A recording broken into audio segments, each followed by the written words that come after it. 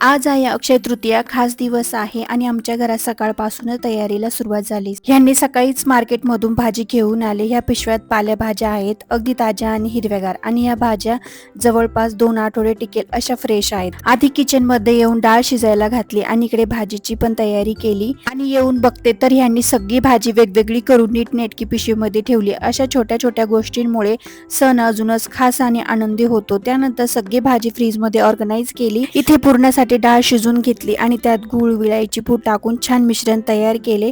चाळणीने बारीक करून पुरण एकदम स्मूथ आणि परफेक्ट झाले.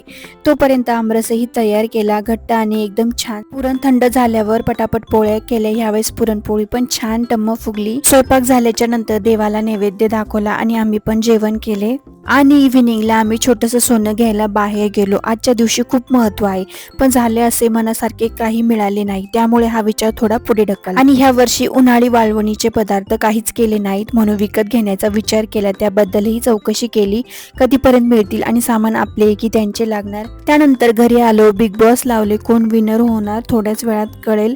भेटूया नेक्स्ट व्हिडिओ. बाय.